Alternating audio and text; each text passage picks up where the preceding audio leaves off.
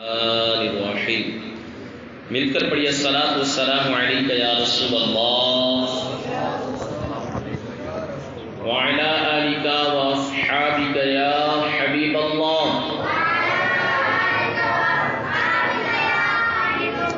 الصلاۃ والسلام علیک یا نبی اللہ وعلی آلک واصحابک یا نور اللہ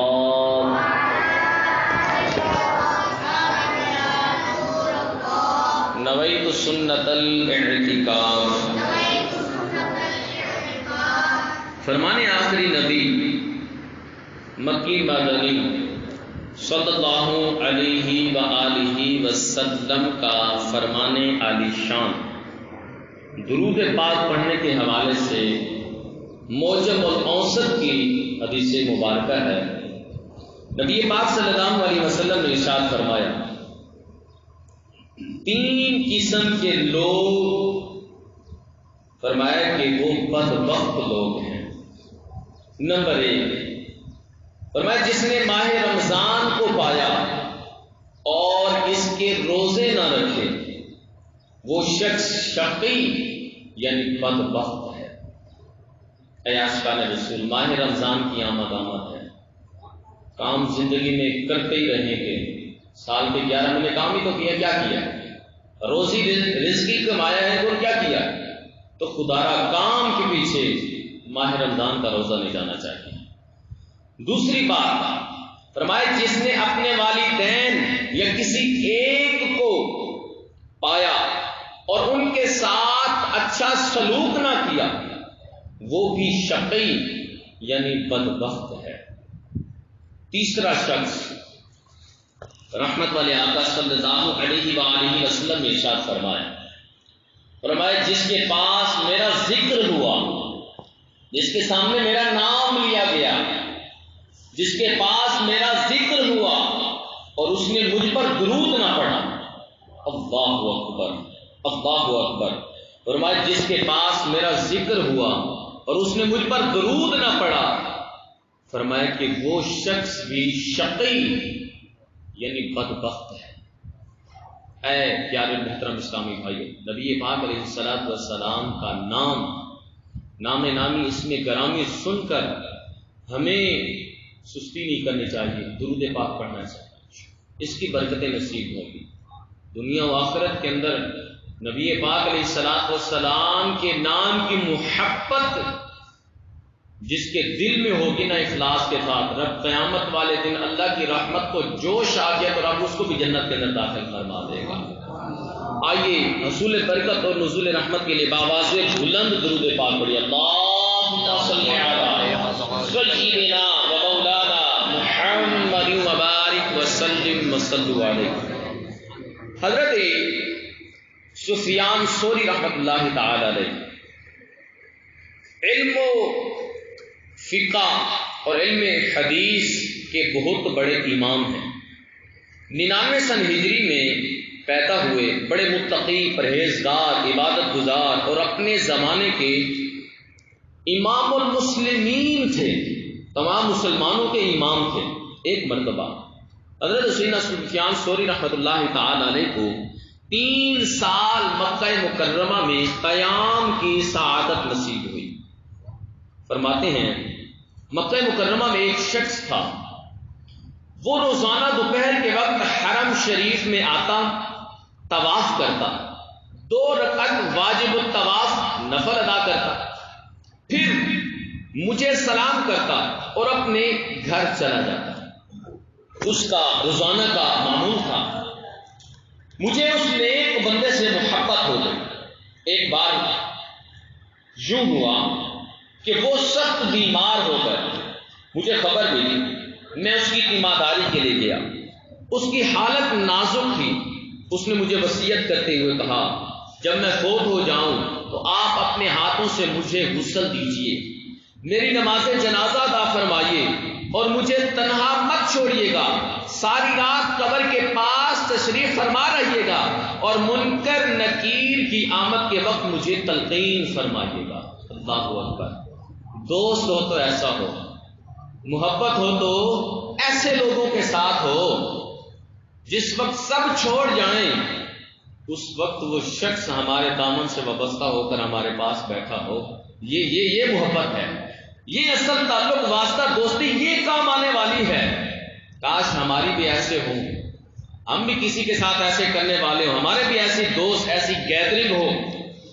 تلقین کے یہاں پر آپ نے فرمایا کہ مجھے تلقین کیجئے گا۔ تلقین کے معنی ہے نصیحت کرنا، سکھانا۔ جب میت کو قبر میں اتار کر مٹی ڈال دیتے ہیں، اس وقت کوئی بھی شخص قبر کے سرہانے کھڑے ہو کر میت کا اور اس کی ماں کا نام لے کر پکارتا ہے، یا فلاں بن فلانا۔ مردہ اس کی آواز سنتا ہے۔ مردہ کیا کرتا ہے؟ اس کی آواز، مرنے کے بعد اس کی آواز مردہ سنتا ہے۔ ہر ایک کے بارے میں ہے، یہ کوئی اللہ کی بزرگ ہستی کے متعلق نہیں ہے، بلکہ ہر کسی کے متعلق فرمایا کہ مردہ ان کی آواز کو سنتا ہے مگر جواب نہیں دیتا۔ سنتا ہے، جواب نہیں دیتا۔ تلقین کرنے والا دوبارہ پکارتا ہے، یا فلاں بن فلانا۔ اس بار مردہ اس کی آواز سنتا ہے اور سیدھا بیٹھ جاتا ہے۔ تلقین کرنے والا تیسری بار یوں ہی پکارتا ہے، یا فلاں بن فلانا۔ اس بار مردہ کہتا ہے، مجھے تلقین کر، اللہ پاک تجھ پر رحم فرمائے۔ لیکن قبر پر کھڑے شخص یہ آواز نہیں سن سکتے۔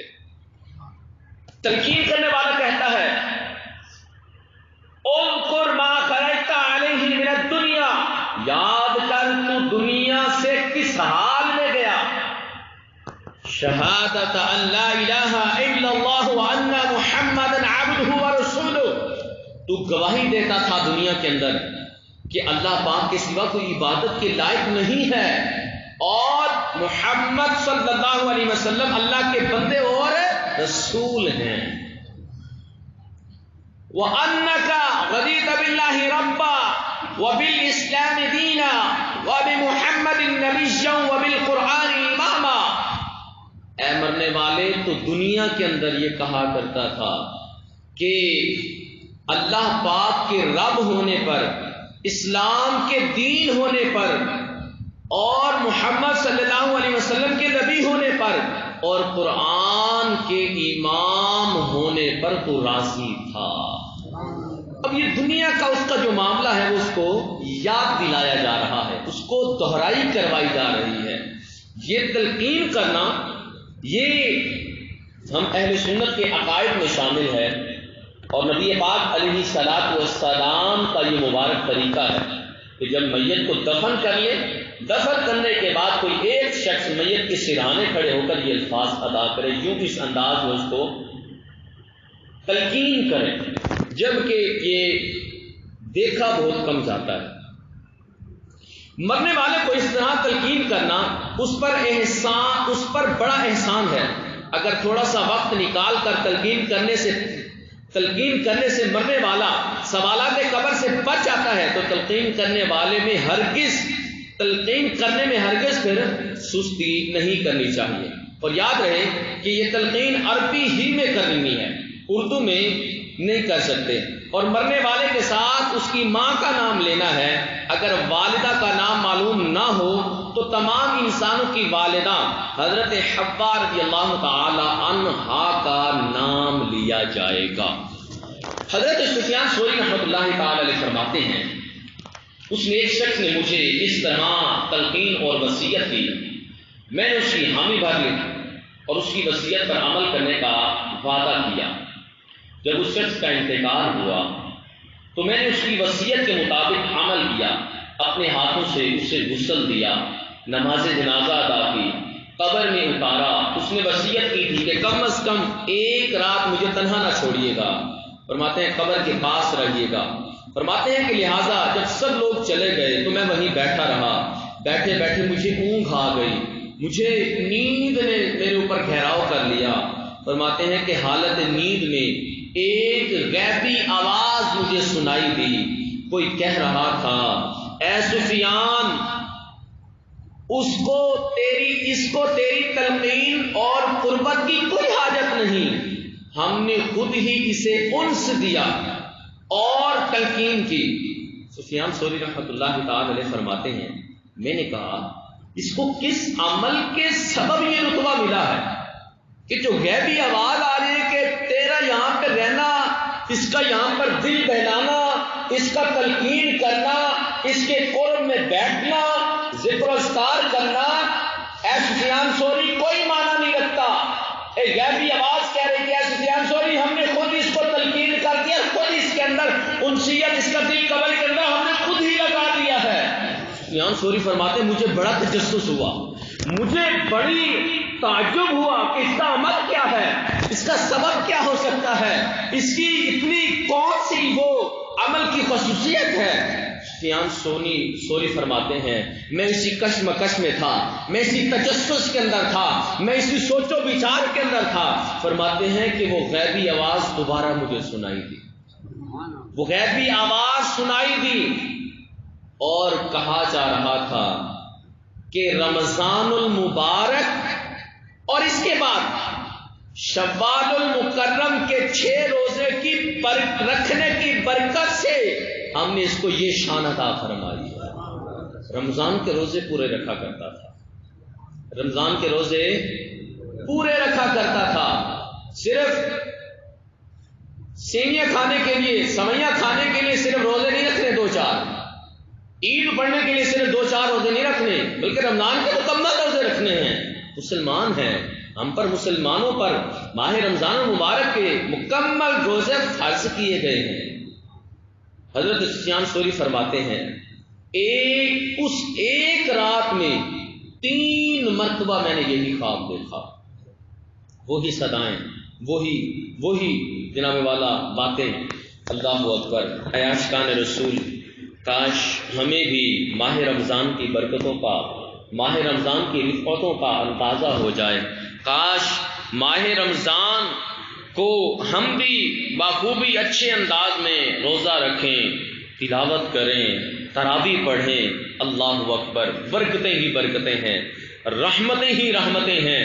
آقا کریم علیہ الصلوۃ والسلام کی روایت سب سے پہلے موجم الاوسط کی حدیث مبارکہ میں نے سنی، آپ سے عرض کی، نبی پاک علیہ الصلوۃ والسلام نے فرمایا جس نے ماہ رمضان کو پایا اور اپنی بخشش نہ کروا سکا، ماہ رمضان کو پایا اس کے روزے نہ رکھے، فرمایا وہ شقی ہے، وہ بدبخت ہے۔ امام الانبیاء فرما رہے ہیں جو رمضان کا مہینہ پائے اور روزے نہ رکھے، فرمایا ایسا شخص بدبخت ہے۔ اللہ ہمیں بدبختی سے بچائے، اللہ ہمیں خوش نصیب لوگوں میں ہمارا نام درج فرمائے، اور مصطفیٰ جان رحمت کے فرامین کے مطابق اللہ ہمیں عمل کی توفیق عطا فرمائے۔ پیارے محترم اسلامی بھائیوں، ماہ رمضان کا یہ کتنا بڑا احسان ہے۔ اللہ اکبر۔ سید امیر اہل سنت اشعار کی صورت میں کیا خوب فرماتے ہیں، یا خدا ہم عاصیوں پر یہ بڑا احسان ہے، زندگی میں پھر عطا ہم کو کیا رمضان ہے، آ گیا رمضان ہے، آ گیا رمضان ہے۔ رمضان آئے گا تو کیا ہوگا؟ ابر رحمت چھا گیا ہے اور سما ہے نور نور، ابر رحمت چھا گیا ہے اور سما ہے نور نور، فضل رب سے مغفرت کا، فضل رب سے مغفرت کا ہو گیا سامان ہے، آ گیا رمضان ہے، آ گیا رمضان ہے۔ کیسا رمضان مہینہ کیسا ہے؟ سید امیر علیہ السلام رکھتے ہیں ہر گھڑی رحمت بھری ہے، ہر گھڑی رحمت بھری ہے، ہر گھڑی، ہر لمحہ کوئی خاص دن ہوتا ہے، کوئی خاص وقت ہوتا ہے، کوئی خاص مہینہ ہوتا ہے، کوئی خاص سال ہوتا ہے جس وقت رب کی رحمتیں چھم چھم برس رہی ہوتی ہیں۔ نانا یہ ماہ رمضان ایسا ہے جس کے ہر لمحے، جس کے ہر منٹ، جس کے ہر سیکنڈ، جس کے ہر لمحے اللہ کی رحمتیں اپنے بندوں پر چھما چھم برس رہی ہوتی ہیں۔ ہر گھڑی رحمتیں بھری ہیں، ہر طرف ہے برکتیں، ہر گھڑی رحمتیں بھری ہیں، ہر طرف ہے برکتیں،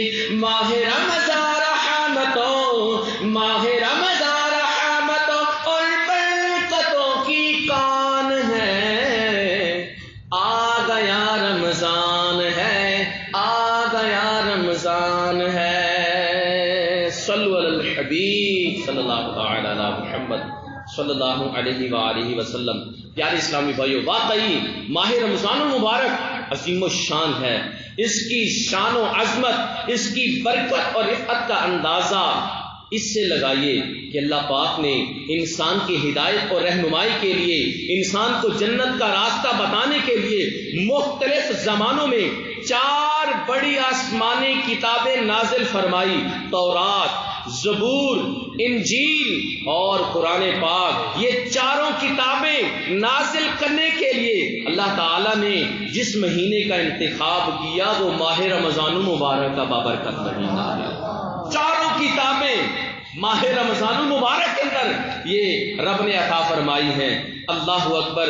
مسند امام احمد کے اندر روایت ہے، اللہ کے آخری نبی رسول ہاشمی صلی اللہ علیہ وسلم نے ارشاد فرمایا، حضرت ابراہیم علیہ السلام کے صحیفے رمضان کی پہلی رات نازل ہوئے، تورات شریف رمضان المبارک کی 7ویں رات نازل ہوئی، انجیل شریف رمضان المبارک کی 14ویں رات نازل ہوئی، اور مصنف ابن شیبہ کی روایت میں ہے زبور شریف رمضان المبارک کی 6 تاریخ کو نازل ہوئی۔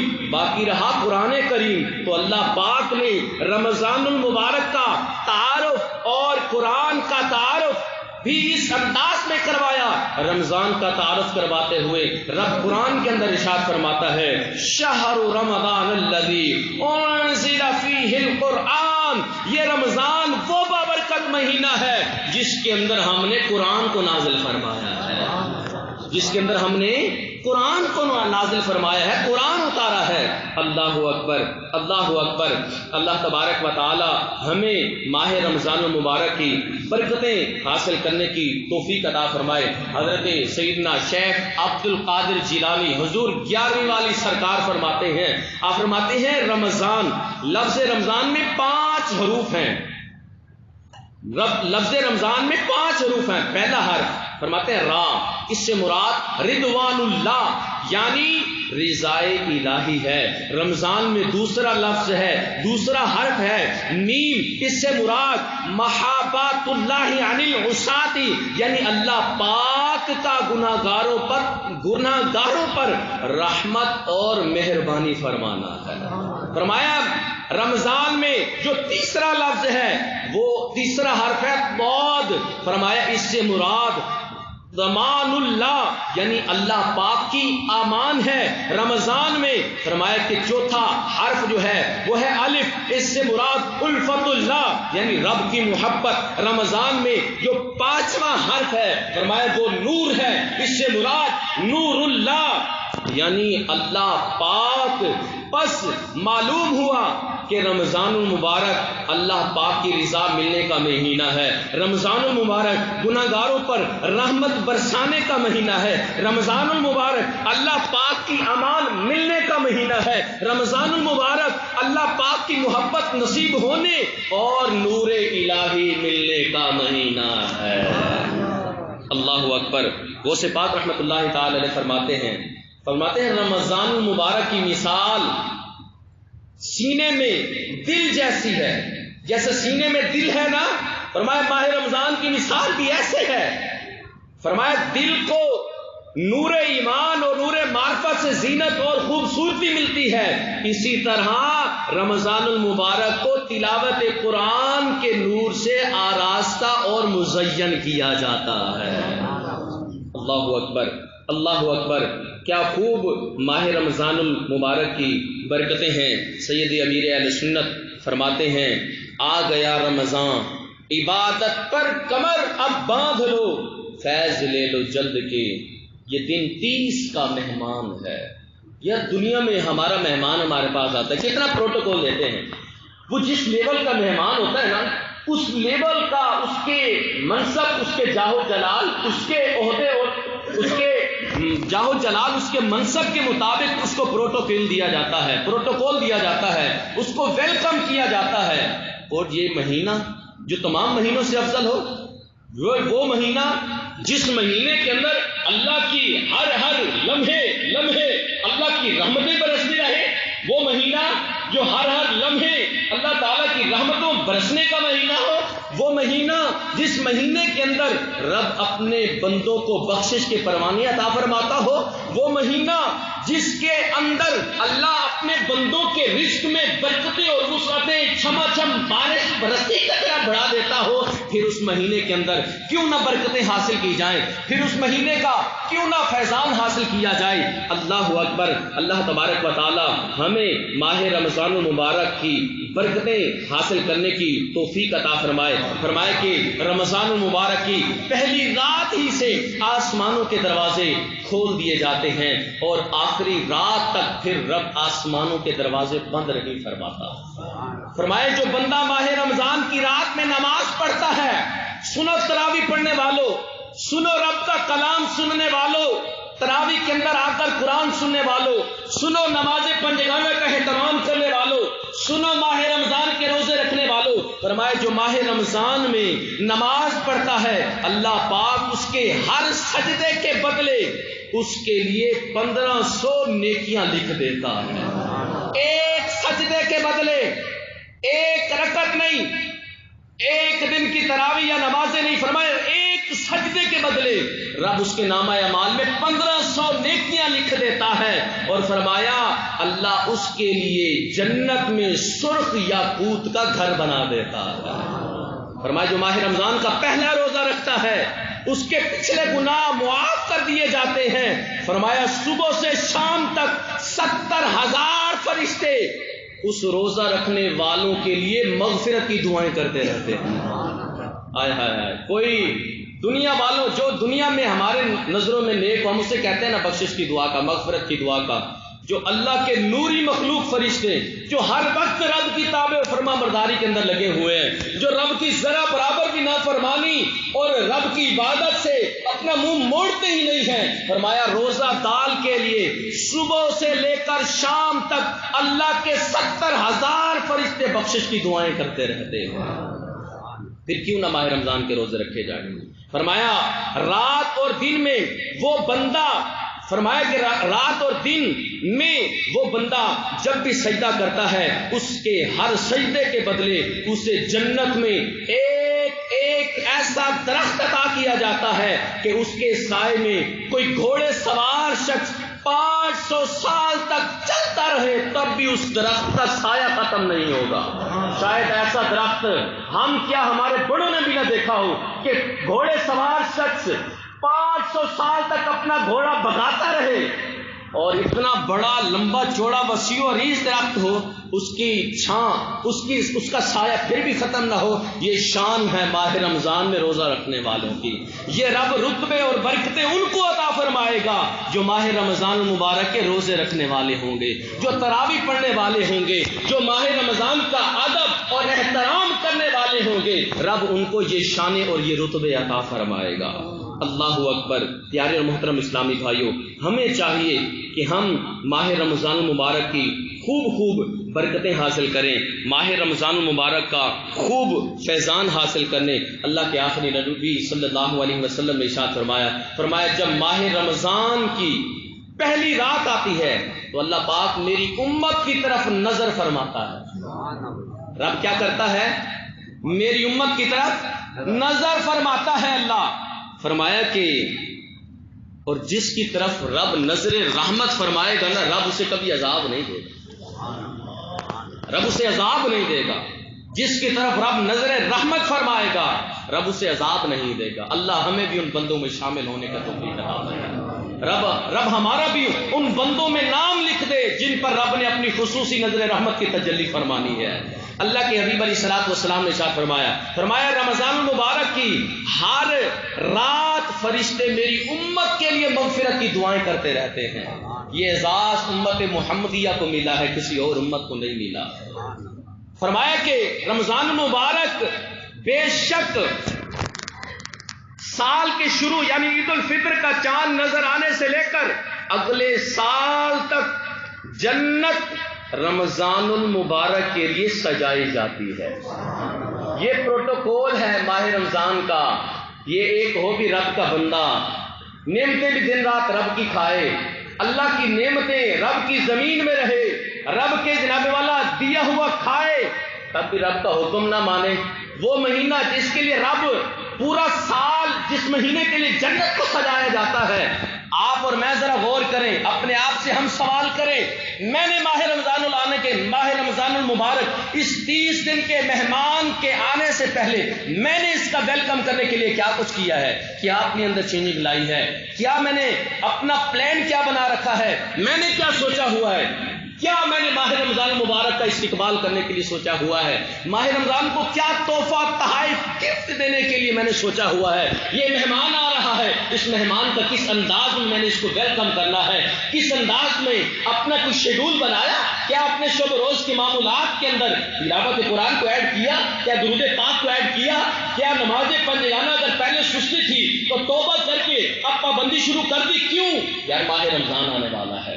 کیا اپنے کام کے اندر اتنی لچک رکھی کہ میں ساتھ روزہ بھی رکھوں اور ساتھ کام بھی کروں, کام کی وجہ سے میرا روزہ نہ چھوٹے, روزہ نہ چھوٹے, کام کی وجہ سے روزہ نہ چھوٹے. اللہ کے بندو, شریعت کا شرعی مسئلہ یہ ہے کہ اگر آپ کا کام سخت ہے, اگر آپ کا کام اتنا زیادہ ہارڈ ہے کہ جس کی وجہ سے آپ کو روزہ رکھنے میں مشقت ہوتی ہے, شریعت کا حکم یہ ہے, قرآن و حدیث کا حکم یہ ہے, شرعی مسئلہ یہ ہے کہ کام تھوڑا کم کر دو, کام کو کم کر دو, لیکن روزہ نہیں چھوڑو. ہم کیا کرتے ہیں, کیا کرتے ہیں؟ ہم روزہ چھوڑ دیتے ہیں کام کے پیچھے. وہ کام جو پورا سال ہم نے کرنا ہے, وہ کاروبار جو پورا سال ہمارا چلتا ہے, وہ کاروبار جو جب سے ہوش سنبھالا کرنے کے لائق ہوئے, کام کرنا شروع کیا, کاروبار کرنا شروع کیا, آج اتنی عمریں ہو گئی تب بھی کماتے چلے جا رہے ہیں, اس کام کے پیچھے 30 دن رب کے مہمان کا ہم احترام نہیں کر سکتے, اس کام کے پیچھے ہم اللہ کے اس مہمان کو ویلکم کرتے ہوئے اس کے مکمل روزے نہیں رکھتے, کام کے پیچھے روزہ چھوڑ دیتے ہیں. اللہ ہمیں سمجھنے کی توفیق عطا فرمائے.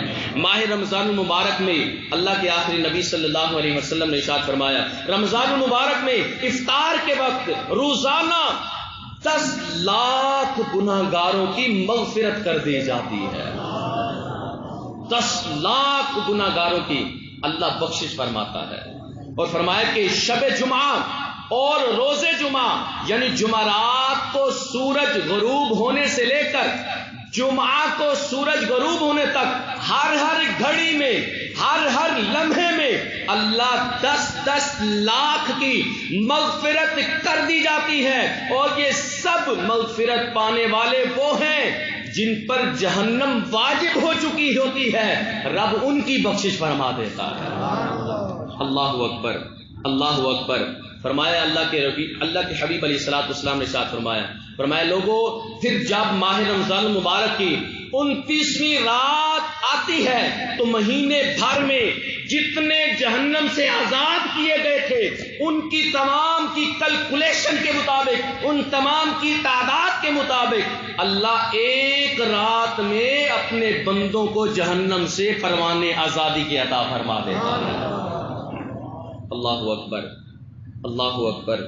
اس یہاں سے کبھی ہم نے کنارہ نہ کیا, پر تو نے دل ازردہ ہمارا نہ کیا. ہم نے تو جہنم کی بہت کی تجویز, ہم نے تو جہنم کی بہت کی تجویز, پر یا اللہ لیکن تیری رحمت نے گوارا نہ کیا. اللہ کی رحمت یہ نہیں چاہتی کہ اللہ کے بندے عذاب کے اندر مبتلا ہو. رب کی رحمت یہ نہیں چاہتی کہ رب کے ماننے